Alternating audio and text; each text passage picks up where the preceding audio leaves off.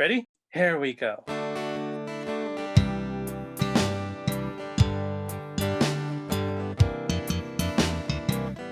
Different points of view and highs and lows. A new perspective everywhere you go. Open up your mind, drown out the noise, and see if this connected.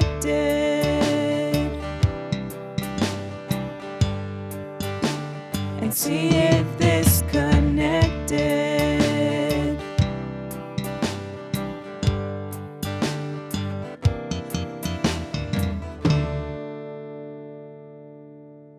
What's up, fam? The mission of this Connected podcast is to connect generations and situations about faith, life, and whatever comes along the way. To not necessarily agree, but be listened to. These conversations, of course, highlight the perspective of our various guests, and you are always welcome to agree or even disagree. But as always, we hope that it is done in charity. Now, here's your host, Catholic.Dad. Welcome back, fam, to another episode of this Connected podcast. And on this episode, well, first of all, let me say that Tony's not here with me again. I think it's because that whole marriage thing is like ruining our relationship. So we're going to blame Bethany for that, for interfering in mine and Tony's, life. But I also want to show something. On this wall, we switched around the podcast room. And so we have the Sacred Heart of Jesus looking down on us, and a shirt from Tony from a retreat that I helped him with. And the shirt, the retreat was last month, but the shirt arrived yesterday.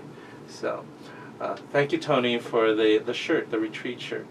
But on this episode, fam, thank you again, Tony, for that intro. This is like an awkward opening, so we're gonna restart, Tony. Sorry. That's my nervousness. All right. Okay. 3, 2, 1. Welcome to another episode of this podcast, fam. And on this podcast, we have a special guest, and I want to thank her. And for you guys who are watching us on YouTube, you guys can see the person right in front of me. This person is a lot prettier than Tony, who would usually be in front of me. But this person, I want to share with you, kind of pushed me in the right direction in ministry. I've never told her this, so she's going to, oh, but it's true. She was my resource when I started ministry many years ago. And this person is Anna Hamilton. Let me introduce her to you. Anna Hamilton is currently the managing director for Wordnet Productions. She received her master's degree in Theological Studies from the University of Dallas. She has worked in youth, young adult ministry for over 23 years and restorative justice for 8 years. She is trained in trauma intervention and pastoral counseling. She is a devoted wife and caregiver for her mother. Her favorite quote to live by is from Saint Mother Teresa of Calcutta: "Live simply that others may simply live." Wow. Thanks for joining us, Anna. And Thank you. Thank you for joining us on the podcast. Again, rules of the podcast, it's a conversation, so don't get nervous. And if I go off chart and just go off, Tony's not here to smack me in the back of the head, so feel free to redirect. No problem. Or we'll just bring sarcasm. Always works. That's right. I love sarcasm. And so your bio just reads so much that, I didn't know any of this, a lot of this stuff about you. All I knew about you was that we worked in youth and young adult ministry. And I remember 10 years ago, because our youth ministry that we started is 10 years old this year. That's amazing. When I went to the diocese, you were like the face of youth and young adult ministry. I know there's another person, but whenever I ask, okay, so who do I contact in youth ministry for the diocese? Is Anna Hamilton. And I'm like, okay. And so that's where I went. And there where you are. And that's where we went to. And I remember some of the events, Asian Pacific Youth Day that we went to, and we danced. And I think I lost my speaker on one of those events, which was a funny story. I finally got it back this year. Did you really? Yeah, I went to an event and they had like the speaker. And I'm like, that's mine Oh, funny. from like 2014. And they're like, really? It's like, and it was. It came out of the prop room, huh? Yeah, it did. That's what they said. We went in the prop room and we found this, and so we were going to use it. And so, yeah, please take it back. So, things just come around. Yeah. So, Anna, what was it like starting out? Is that where you started? Was in youth and young adult ministry? And It actually was. So I guess I have to give you a little bit more backstory to get to how I found my way to ministry. Because we grew up in the same location. That is so hysterical too. I was even youth minister at St. Christopher's in West Covina. Oh my gosh. My niece sang at St. Christopher's. Me too. So I used to cantor too. So, but, as a young girl, born, raised Catholic, incredibly naive and very insecure as a child, and just pretty shy all around, being around people, it was not me. And so as I was growing up, I got to my 10th grade of high school, and my father became very ill with cancer. And I completely felt like, you know what? I just withdrew within myself. Didn't know how to act or respond. It's like all my social skills just completely disappeared from there. And so that's how I went through the rest of my years of high school. Wow. And it was a little lonely, but at the same time, I was also more cautious of the friends I was making at the time too. So by the time I was 19, my father had died, and I just felt like things were going to fall apart, but I couldn't because I needed to be the strong one for my mom, and my sister. And I was like, okay, so I'm just going to be strong. I'm going to get through this. 2 months later, a couple things happened. I was working as a bank teller, and I was robbed in the bank. And then a couple weeks later, I was rear-ended. And I was at work one day, and I completely fell apart. I just dropped behind the counter and just started crying.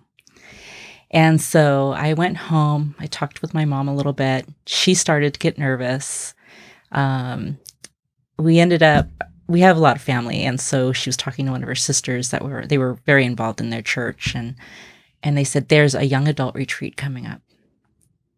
We need to send her on this retreat. The only retreat I knew was high school retreat, which wasn't quite the same. And so they sent me on this retreat. And to this day, that's where I met my best friend, who's my sister now. And so it was so eye-opening and so life-changing.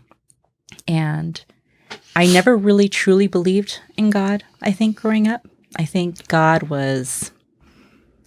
he was just in front of you. But that was because everybody around me would talk about him. Mm-hmm. You go to your family's house for all the Hail Marys and the novenas and the Our Fathers, and you're just like, okay, I'm just going through the motion. But was that really faith? And that's a question I kept asking myself over the years. I'm like, is that faith? And so this retreat just changed my life around. I got involved with the choir. I became a Eucharistic minister. But there's another thing. I had not been confirmed. What? In fact, I didn't even make my first communion until I was in 9th grade. So very devout Catholic family, but they never actually pushed the sacraments on me, which was really surprising to me. And I went to a Catholic high school too. So I'm like, well, this picture is so backwards and random all around. So I went ahead and said, okay, I'm starting to get this idea of church. I should probably be confirmed. I should probably finish off those initial sacraments, right? So I did. I signed up for it. And you signed up for it. I signed up for it. Not the parent. Not the parents. Well, my dad was already gone. My dad was gone already. My mom, we were just taking it day by day. But I was starting to make this connection with church through these new friends of mine. And so I signed up for confirmation, and let me tell you, great experience, but not done properly. And this is the reason why. I was confirmed in 4 months. I had 4 classes, and I was confirmed. Was that the?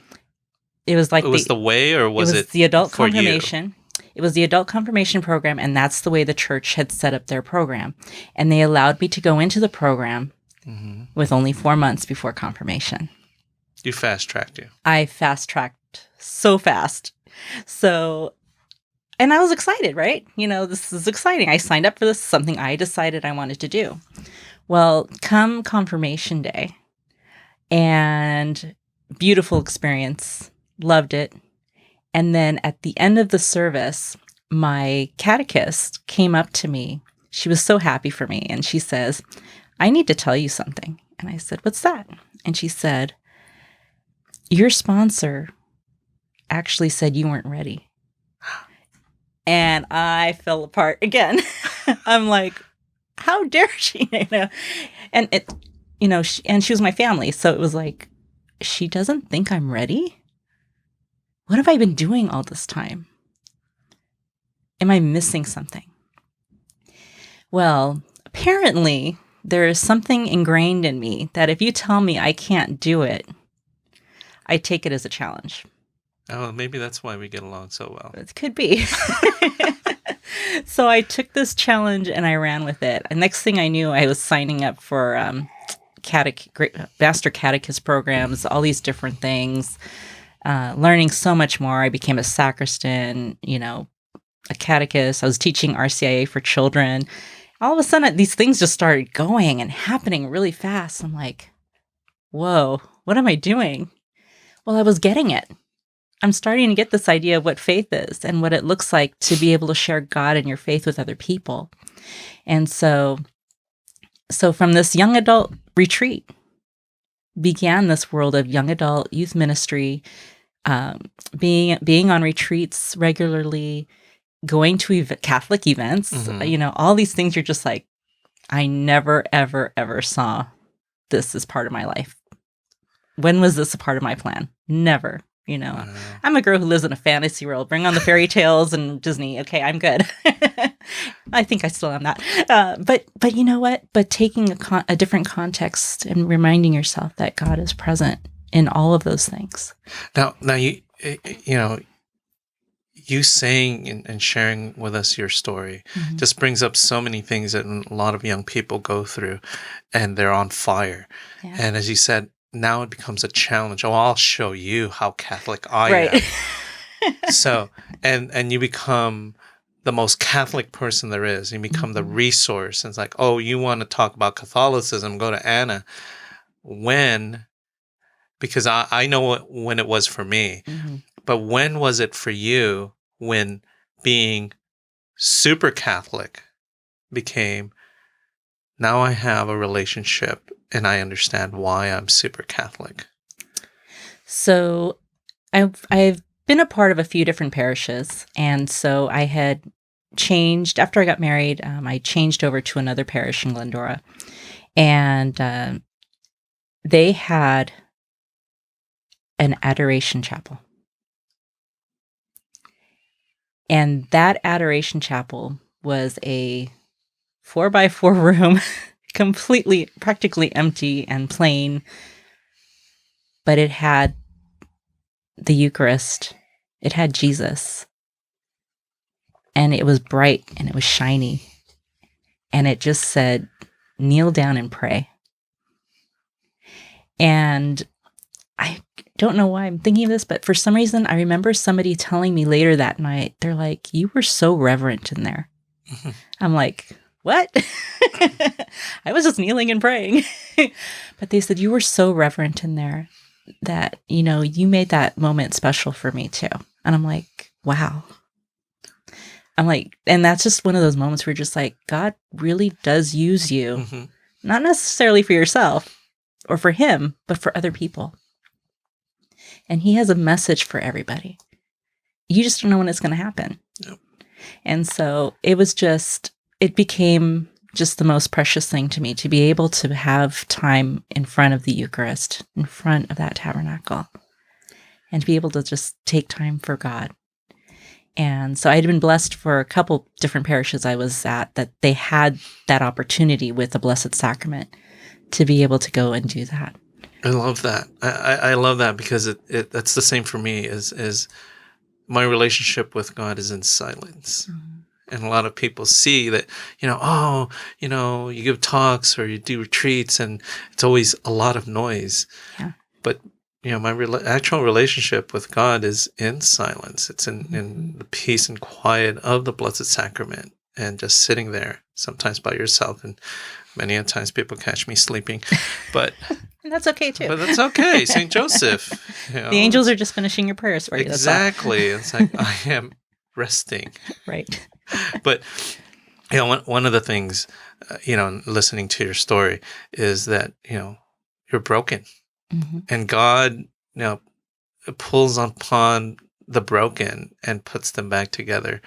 Not necessarily the way that we want to, but the way that He desires for us to be. So how did you become open to Him calling you? Or what did you get that light bulb and says, I'm being called and I have to do this? Did that come like all of a sudden, I'm called to do this? Or was it gradual for you to be called? A little bit of both. Gradual as I was experiencing it over the years, building that relationship with God. I think those were some of those quiet moments that you're just taking every moment and you're just kind of locking them away into your heart a little bit. So I was working and going to school, and sometimes in your heart there's some change coming. And so as it turned out, there's a 2-week frame here. So 1 week I was talking with some friends of mine. I'm also cursista, so had done that. So I had my little group that we were meeting together, and then there was another week I had gone on a retreat, a life teen leadership retreat. Mm-hmm.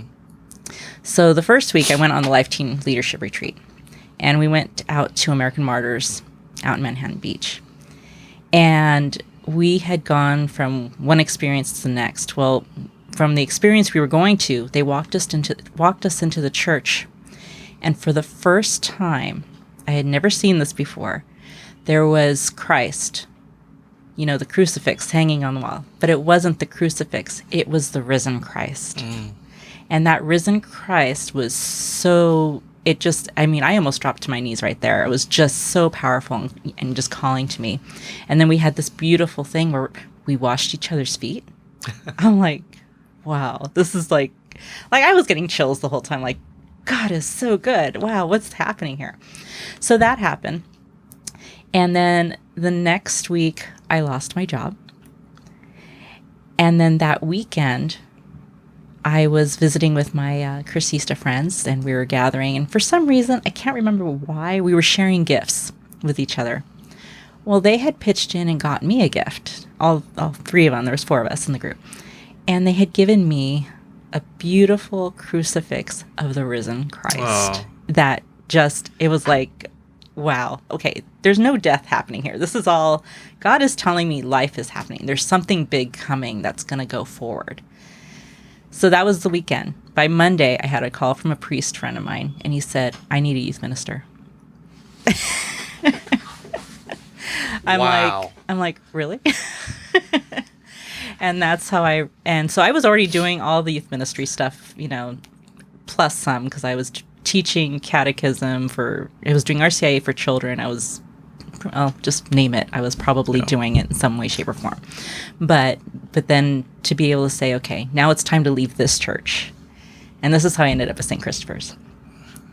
And that's where I ran with my ministry as a youth minister. So at that point, you were doing secular jobs. You were doing your work was basically working in secular work, right? And you weren't being paid by the church, not at all, until that point, right? And didn't look back since. Exactly. Wow. So that just blows my mind, because that's how God calls. Yes. It's like, the disciples were called. They were doing their work. They were making good money. They were failing at many a times, and then Jesus comes. The risen Jesus comes and says, "Come follow me." The risen Jesus, yes. Come follow me, and you did. Yeah. And that took you to being a youth minister. How long were you a youth minister? So all in all, I consider it since the time I was 19, when I had gone on that young adult retreat, I would say about 23 to 24 years. Wow. So, and then in that process, going from the LA Archdiocese over into the Diocese of San Bernardino as a director of religious education.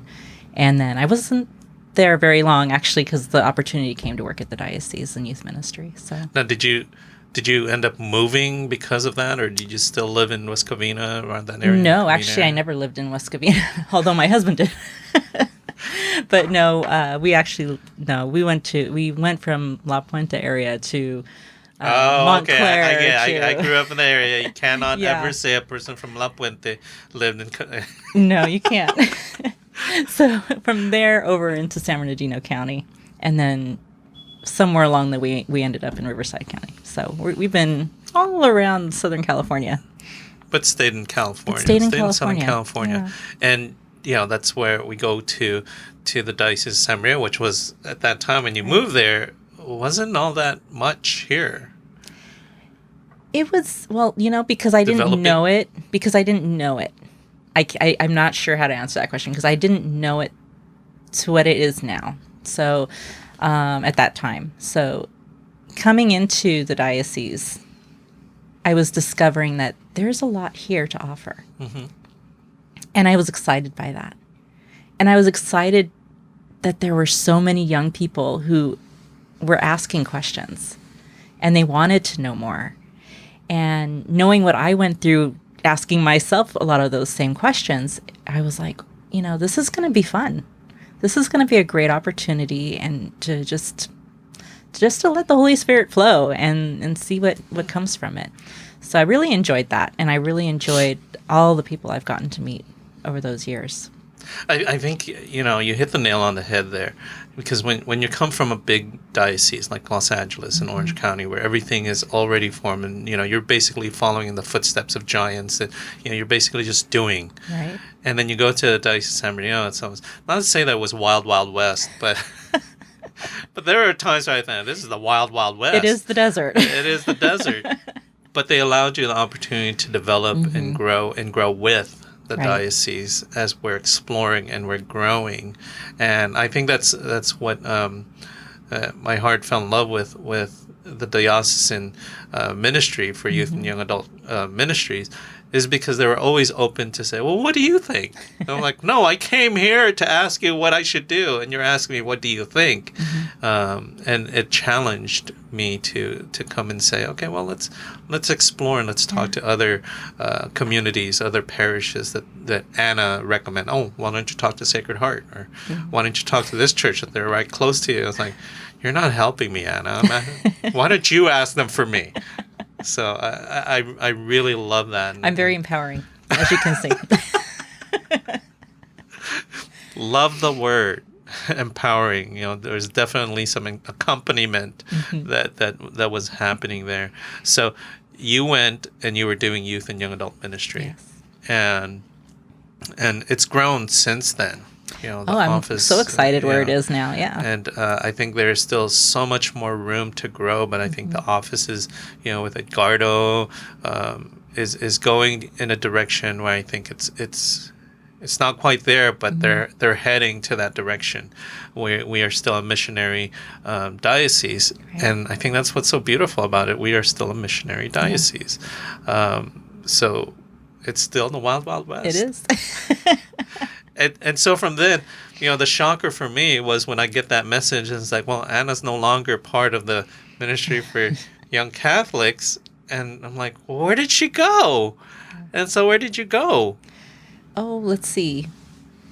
About 3 yards to the other side of the building. Because on my phone, my contacts, it still says Anna Hamilton, ministry for young Catholics. Oh gosh.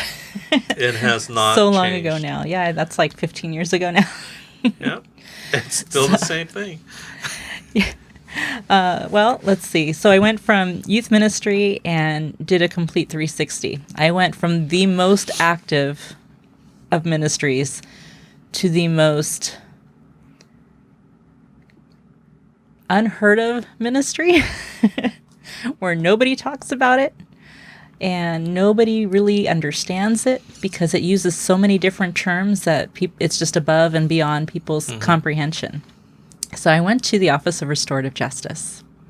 You're going to have to tell us what that is. Yes, I figured that was coming. Yeah. So the Office of Restorative Justice, our work was working with those who are impacted by crime, people who are incarcerated, victims of crime, and becoming a presence for all of them and their families. And that is not an easy task to do. With young people, parents hand you their children. And with incarceration and murder or whatever victimization is happening, they're hiding because they're afraid or ashamed of what's going on in their life.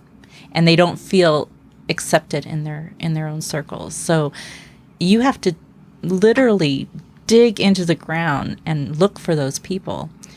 And that's not easy to do. And I'll be honest, I don't go looking for them. Yeah. They're there. They exist. And all we did was make an avenue to open doors for them to say, read this, come talk to us when you're ready. So when I came into the Office of Restorative Justice, I thought, I'd be working with a lot of the prison ministry, which I was doing a little bit. In fact, and I think that's when we hear restorative justice in the Office of Restorative Justice. Oh, it's like get on the bus and visit their family members in part prison. of it, yeah. And it's chaplaincy and it's prison ministry. We don't. The regular Joe that's out there listening to the podcast thinks that restorative justice is just going to prison ministry and dealing with that. Right. But there's so much more.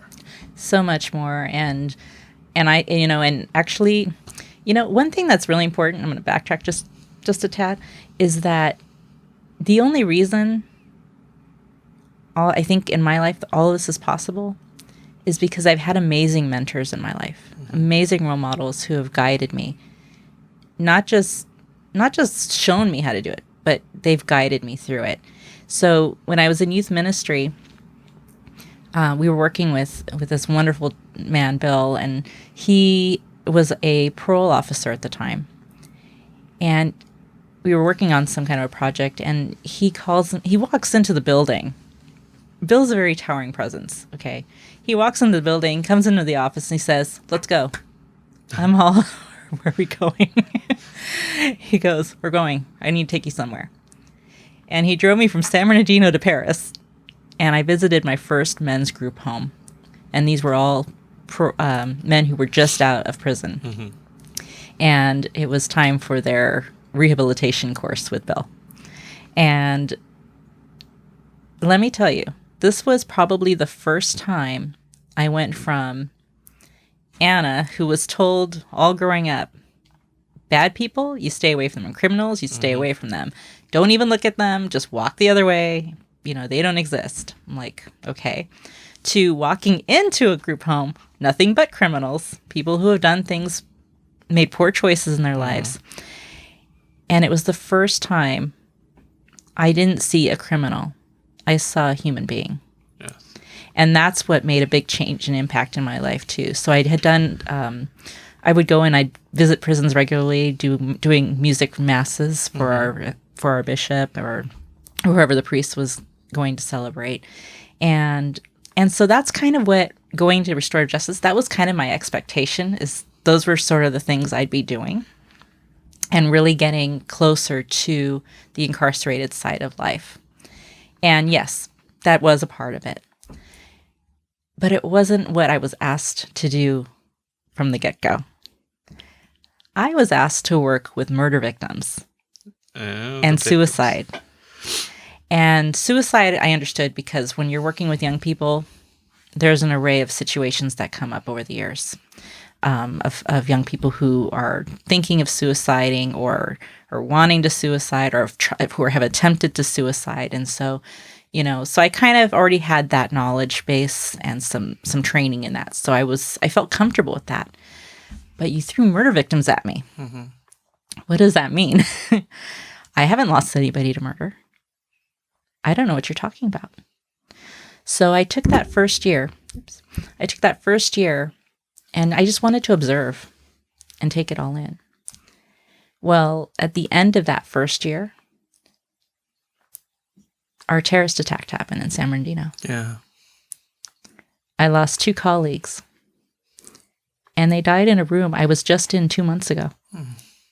And that was just hitting way too close to home. So not only had I been journeying with these families, learning more and more about what that meant to lose a loved one who was close to them, having them just violently taken from them. Now I'm having a deeper understanding of how the impact is and how the ripple effect touches every single person who knew that person. So we are all connected. Doesn't matter if I knew them or not. If I'm hearing their story for the first time, that ripple is hitting me. Mm-hmm. And now I'm impacted by that story. And so I grew a lot, and my whole perspective of the ministry changed. And so for me, any family experiencing trauma they need someone. Yeah. They need a presence, someone who's going to listen to them and to hear their stories. And then lo and behold, thinking back to all the people I've met who are incarcerated and the work I've done with both of those groups together, well, the people who are incarcerated are going through trauma too. Probably because they've also lost someone to murder or some kind of violent action. And so it's a violent circle. And a lot of families can't break out of that circle. Yeah. So there's a trap. How do I get out of that trap? You only do what you know. You do what you know. And if you're fortunate enough to find someone to at least hold your hand when you need to, or hold the Kleenex when you need to, that's part of it. So. And sometimes that's enough to break that chain. It is. And so, but it still wasn't enough. I still needed more. I needed to be fed more. So I actually became a volunteer for a violence intervention program. I'm sorry, let me try that again. A trauma intervention program. And the trauma intervention program, I was actually a volunteer in the city by my home, where I was a first responder with the first responders. So first responders would go out to fire, murder, suicide, whatever it was, domestic violence, all of those things. And then they would call us in to be there for the families or for the person who was impacted, for the victims. And so I spent a lot of time with those who were dying or did die. And it was every single story is so different, so unique. And if you can't feel God's presence in any of those situations, something's wrong. I know the answer to probably an answer that you would give to this, but the question I want to ask is something that when I was doing employee assistance at my workplace at Penn State Hospital, many of the people who've gone through trauma and their family members and the things that you have spoken of would come to you and would just emotionally vomit to you. And that's taxing in of itself. So you going through these traumatic incidents, providing trauma-informed care to these individuals, providing pastoral care, did that begin to take an effect, a toll on you spiritually or emotionally? If so, how? And if not, why not? Yes, of course. And what did you do? Yeah, you can't. I don't think it's possible. Well, from my experience, I don't think it's possible for someone to take all these experiences and just put them in a box and let them fester there. Your body will change. Your body will feel it physically, and you will feel it emotionally and mentally as well. And so And therapists talk about this all the time too. You have to do more for yourself. You have to take time for you. And so first you have to unpack it. You have to have someone you can talk to. And so for us, we had that person. We had a manager who we at the end of every visit, we would call immediately and unpack what we went through and share it, which was a start. Secondly, then we had to take care of us. Go home, have a glass of wine, go shopping, whatever it is that would allow us to do something for ourselves, to care for ourselves. So it's all about self-care. It's all about taking time for yourself, knowing that whatever you experience, taking time for you allows you to reconnect with God fully. Because then you can unpack even further spiritually what happened, how was God present, and how can I take that experience and maybe share that with another person if they're going through the same thing. And it's beautiful that you said that, because if you can't unpack it, then at the next episode, the next incident that you go to, then you're bringing yourself and you're not bringing along God. I found that very difficult in the beginning. And I think the biggest thing, and probably this is what people always say to you, and someone said to you while they're observing you pray, is that, just your presence brings about peace. Right. And when someone walks into a room and they bring about peace, that person's doing it right. And they're bringing not just themselves. It's kind of like when you're giving a talk and it's like, it's not me, it's the Holy Spirit speaking through me. And so your actions, I believe, is every time that a person who does trauma work, if they're not saying that a person who is secular can't do good work, but I do believe, because I'm biased, that a person who is a person of faith does an immense great service to those people who are going through a traumatic incident. I always usually ask when I would seek out resources and like, oh, do you have a faith background? Right. And they would say yes. And say, okay, well, then you're hired. There you go. So Restorative Justice became a huge part. How long were you there? So I was there for 8 years. 8 years. So, that's usually the time, 8 years, 7 years, take a sabbatical, move on. So God decided to open some new doors. Definitely some change happened. And, something that, our Bishop Barnes used to always say is, what, every position, you should always try and leave something for other people to follow in your footsteps if you can. Because, when you go, your resources go, everything about you go, right? So do what you can to allow others to take over for you. Same with youth ministry. It was time to allow others to take their stand too. So God just has a way of moving me. So he just picked me right up and handed me over to Wordnet.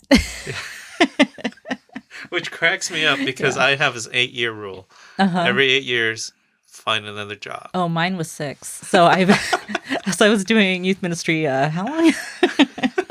And Restorative Justice. How long? So honestly, it's never been me. God's just always moved me when He needed me to. So picked you up, went to Wordnet. Okay. Now you mentioned Wordnet. Yes. I know what Wordnet is. Yes. The majority of our listeners are like, Wordnet? That? What's Wordnet? And so they're thinking, is it Microsoft or is it, is so it everybody Google? Pull out your phone, open up YouTube, look up Wordnet Productions and click subscribe. There's my plug.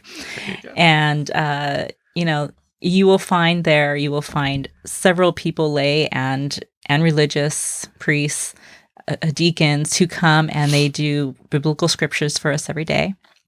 You will find our newest show, Truth Talk, which is led by someone who has experience in a certain field. It's kind of like a mini TED Talk. Come in, but you have the opportunity to really dialogue with the audience as well, and whoever's online listening, because we do the show live. So, and I just did my first show as a host, actually, just a couple nights ago. So check it out. But it was with Father Halvu from the Vocations Office. I love Father Halvu. Yeah. So it's WordNetTV. WordNet.TV. And it's on an app because I have mine on an app. on an app. It's Catholic streaming 24/7. We're seen in like 72 countries around the world. So just like your podcast, Not as, we don't we're know, not quite but there. there's We don't know, but there's a country that's listening to you right now. Yeah. So And that's the most beautiful thing. And I think when we do ministry, and when we do ministry on the parish level, we reach the youth in the parish community that we have, and sometimes the kids who are brought by their friends. Right. And then when we do diocesan ministry, when we meet all the other kids in the diocese, and we're doing there. But I think something happened during COVID that I believe is complete blessing. It answered the call that I've been saying, and I think if you've been listening to this podcast, you know what I'm going to say. It's when Pope Emeritus Benedict said that the church is going to be smaller. I think many people felt or believed that the church was going to be less people. See, my take on that is that the church is going to be smaller because now you can reach the church through this media called the internet and make the church smaller. Right. I mean, during COVID, we were going to mass all over the world, and we're like, wow, I like mass in Canada, and or I like mass over there in this other state, or you're going to mass with family and friends over Zoom, all watching the same mass, which is in a different country. Yeah. You're having conversations with other people. You're having Bible study with other people in other different worlds, different parts of the world, and the church got simply smaller. And it was young people who literally brought that together. And so now, as you say, Wordnet TV, somewhere, in some country number 71 is watching, never met you, and yet you're able to minister to that person. And connect. And that was, this connect. Exactly. So, the ministry was started by Father Michael Manning. Some of us may remember him, and all our young people will be like, who? But I remember growing up watching him on TV. Who knew he was practically in my backyard the whole time, So he's a Society of Divine Word priest, and he was just so blessed as a communicator and doing shows and traveling the world and bringing the gospel to life through media. And that is pretty much our mission, to share that gospel news. And so what he did was phenomenal. He already opened the door with technology and television, and trying to discover the gifts of so many people, famous people, laity people. It didn't matter who you were. We're all children of God, and we have to embrace that. And so I love what he did. And the fact that later on in life in youth ministry, I met him. I'm like, I'm meeting you, and I'm hiring you to do a retreat for me, and I'm asking you to go into the prisons with me. What a connection that we had, that I discovered with this man. And it was just so beautiful. He's so humble. It's such a humble man. And you always just felt so loved when you went there, and you felt the energy he brought to it. And that's our goal, I think, as a person of faith. Bring your energy of your faith. Make it come alive, simply just by your smile, by your attitude, and just make it real for other people. And you've already made a difference. That's it. You've already made a difference. It's the thing when someone says to you, I love your passion. I love the passion that you bring into this. Right. That it's so alive. And I think when people say that, what I hear is that, Christ is alive in you.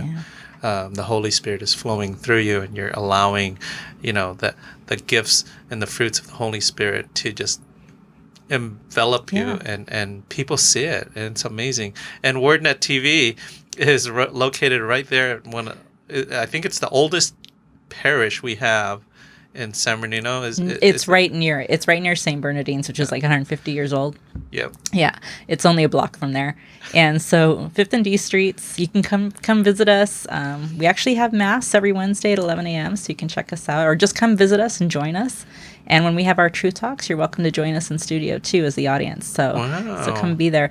And and as I was mentioning on those reflections, so we actually have two apps. One is I Got Today, which is our English version of our biblical scripture reflections, and then we have one called Dios Habla for our Spanish speakers. And so download those apps to your phone and come and listen. It's only 3 to 5 minutes worth of your time to come and join us and just get a little piece of that inspiration you might need for the day. We're going to put all those links in the information on the podcast information so that you can click on it and get to there. It's important to have these resources for yourselves or for people that you are speaking to. I always have to look because Tony's like, you never look at the camera. I know, I forgot it was there. I forgot it was there. It's a conversation. But it's important. A lot of times, many of us, someone asks us a question and we don't have the resources. Right. Well, we want you to go to our bio. We want you to go and click on this and then save it. Now everybody has a phone, and we have our phone for this program. But you have it carried with you. Mm-hmm. And so when a friend of yours is struggling and needs a resource, you can simply just click on it and say, hey, here's a resource, or forward it as a text. I think that's what we're called to do in sharing the faith, is sharing our resources to other people, because we don't always have the answers. We're not always that person who's pastoral for that issue, but we know who is. And they always ask me, it's like, how many resources do you have? It's like, well, as many friends as God gives me. That's right. It's like, now we have Anna. And we have Father Manny. It's like, we have WordNetTV. And it's a beautiful program because I always laugh, because I think it's so great that when you're watching something and it says, I know them. I know, right? It's like, I know them. It's like, because it's cool. It's like, wow, I know someone who's on there is actually doing God's work.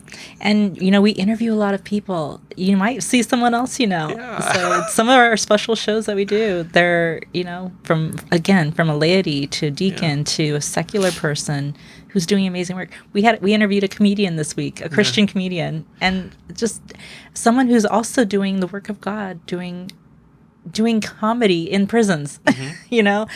That's amazing to me. What's more amazing for me when you say that is, what's endearing to me, and I think endearing to many other people, is that this is a regular person, because I know them, and I know them as a regular person. Yeah. So if they can do it, then I can do it. Because a lot of times we look at, quote unquote Catholic famous people, and it's like, I'd never be a Father Mike Schmitz. Yeah. I'm like, I have him as a resource. Right, me too. I invited him. He actually responded and said, I'm a little busy. And I said, but I'm in Minnesota. And it was a time he wasn't in Minnesota. We drove through. I actually told my wife, I was like, awesome. If Father Mike Schmidt says, then he will do a podcast with me. We're going to drive 4 hours off our route to go see him. Just to go see him. That's awesome. So for a 30-minute clip. But it says here, when I was reading, that you also do pastoral counseling. What is that about? It becomes a part of your ministry. It doesn't really need a title. To be pastoral means you are present. You're listening to someone who needs someone at that moment. It's not a counselor. In the sense of a therapist or anything like that, or clinical psychologist. It's simply someone who can talk about God with another person who needs some kind of spiritual direction in their life. Yeah. So we're not a spiritual director, because they do a lot more work. But we do spend enough time with someone that we can try and refer them to the direction that they need. So in essence, it's being an attentive and compassionate listener, and being able to accompany somebody. I always image that as in Jesus sitting there and someone sitting next to him. On the park bench. On the park bench. Like, that's pastoral counseling. That's pastoral counseling. Yeah. That's it. Just sitting there, sometimes not saying anything. Someone asks you, so what did you guys talk about? Well, nothing. Yeah. And everything. Because, when you're listening to someone, right. It's just, when I did ministry at work, someone asked me, do you remember everything that someone tells you? It's like, no. Yeah.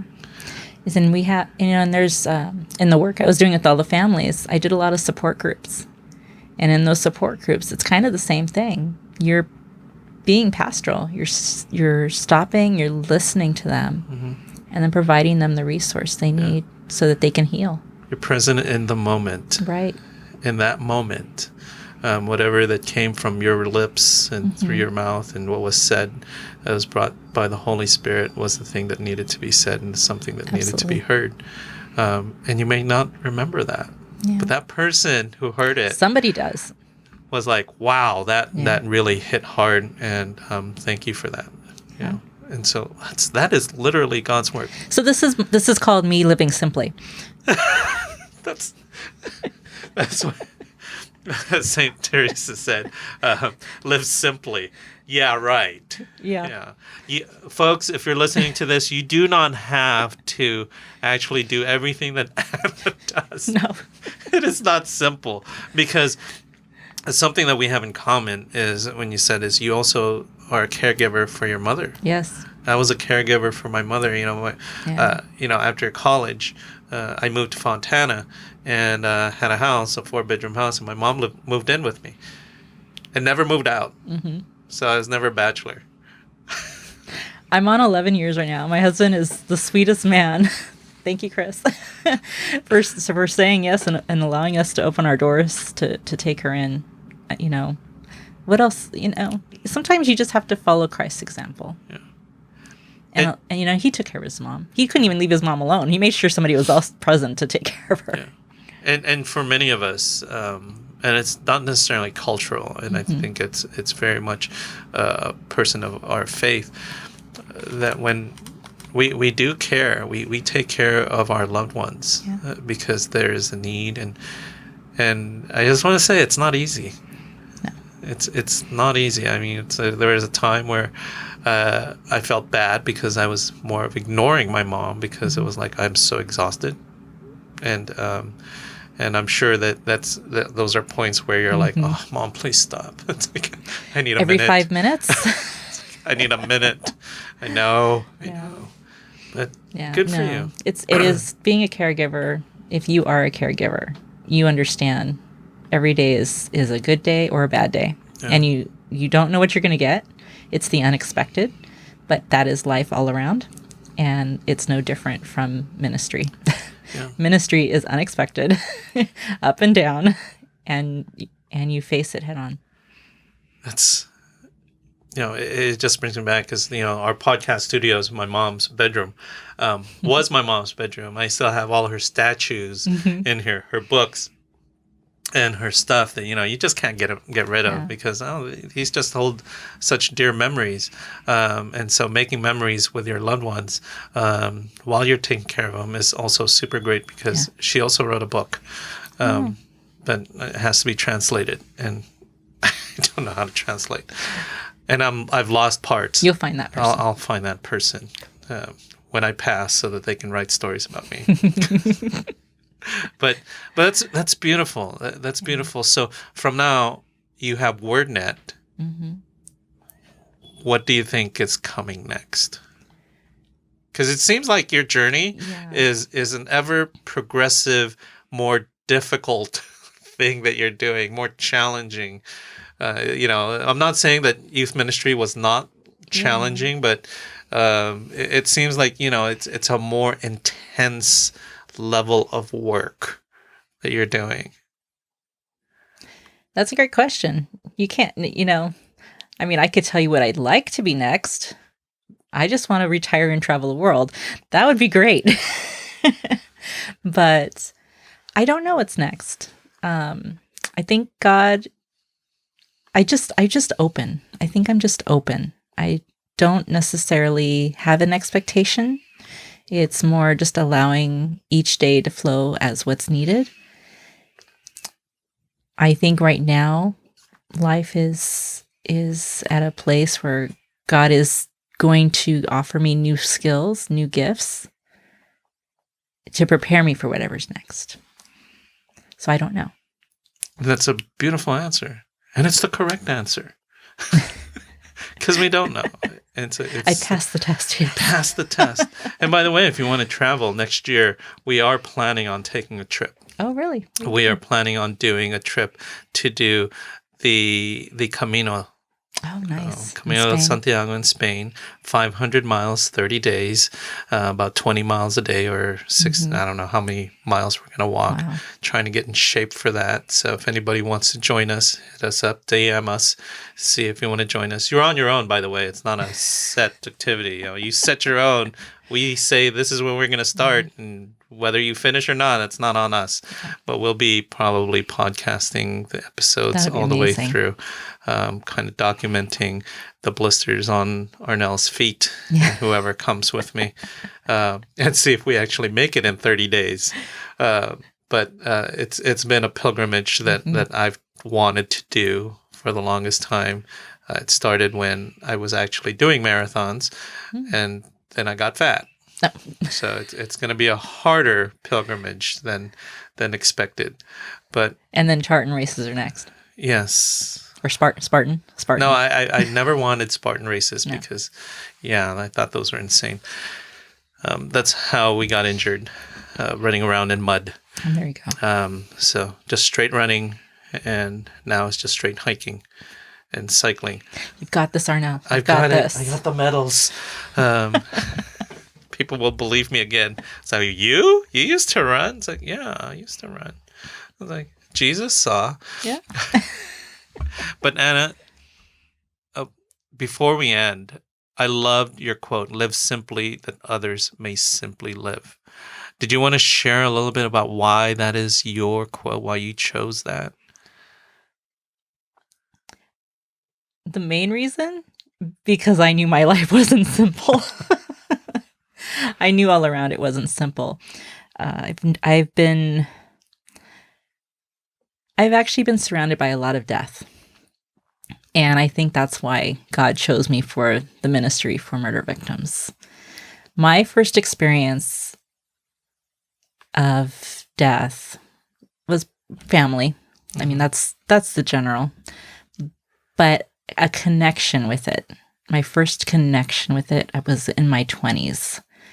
And I was a cantor, and at the church I was going to, I was already married, and a friend of mine who I had met on Curcio, we became very good friends, her mother was dying. Well, she called me up one day and she said, my mom wants to meet you. And I said, okay, why? And she said, because she's dying, she's going to die any day, and she wants you to sing for her funeral. And I was like, this is too much pressure on a 20-some-year-old. I was dumbfounded. And I'm like, I don't think I can say no. So I went and I met with her. And we chose all her songs. We had a beautiful, beautiful discussion. She told me about herself and her family and her experiences. And she died 2 days later. Wow. And that was my first real true experience with death. And believe it or not, out of all the years I've been cantering, which is like 13 or more, I've done probably over 100 funerals, 1 wedding, and 1 quinceañera. Why? God has a sense of humor. So, simply put, thank you, Mother Teresa, live simply. Just take each day as it comes. I love it. Because who knows what's coming next. I love it. I just love it. You know, just hearing that, I'm like, wow, we have so much in common because I love funerals. You give me a wedding or a funeral, I'll take a funeral any day. Everyone is so nice. The songs are so beautiful. And I think that's something we have in common. It's a conversation for another time. Sure. But thank you for joining us on this episode. Thank you. I think a lot of people will benefit from listening to your stories and the things that you've just shared and opened up. Thank you for opening up your life to us. Again, as we say, when people are listening to it, there's going to be someone there who's going to be inspired, just like I was inspired when the first time we met. I was inspired by who's Anna Hamilton, And, I'm going to say, the first time I'm like Anna Hamilton, I was picturing this older white lady with red hair. Oh And my I was like, gosh. excuse me, where's Anna Hamilton? And you came out and I was like, excuse me, where's Anna Hamilton? It's like, I'm Anna Hamilton. I am bad with trying I'll to wear a find wig for you people. next time. But thank you for coming on the show. Thanks, Arno. It's And great to be here. for those people who are going to come on and listen, WordNet.tv is where you're going to be able to find Anna. Again, thank you for coming on the podcast. Thank you for listening to the podcast, fam. If you want to support the podcast, please go on to our link at Catholic.dan on Instagram. I think you can go to patreon.com/disconnected. Sorry, Tony, I'm butchering it every single time. But support the podcast. It's actually a way for us to support youth ministries, definitely volunteer youth ministries that are struggling out there in the diocese. Our funds go to them. So if you want to support the podcast with $1, $5, $20, or that one great person who keeps us afloat with $50 a month, we would really appreciate it. Again, everything goes to our youth ministries. On that note, as we always end the podcast, please pray for us. We'll be praying for you. And as always, be blessed and be third. Different points of view and highs and lows, a new perspective everywhere you go. Open up your mind and drown out the noise of different generations of new girls and boys. So sit back and relax, this is Catholic Podcast. Don't overreact if the thoughts are abstract. When it's hosted by Catholic Dad, who knows what's gonna happen? Hey, what's up, fam? Different points of view and highs and lows, a new perspective everywhere you go. Open up your mind and drown out the noise and see if disconnected. What's up, fam? To connect generations and situations about faith, life, and whatever comes along the way. Expect runaway thoughts like a runaway train. Break into conversation like links of a chain. Make a Hail Mary pass, hope this connects. Have a question for a guest, put it to rest. Live a life of holiness, lead by example. Follow at Catholic.dad and mini tangled. Christ leads our way, he's the good shepherd. Pray for one another, be blessed and be third. Different points of view and highs and lows, a new perspective everywhere you go. Open up your mind and drown out the noise and see if disconnected.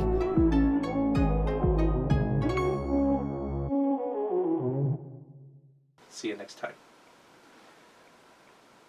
Press stop. Whoops. Don't Press- take headphones.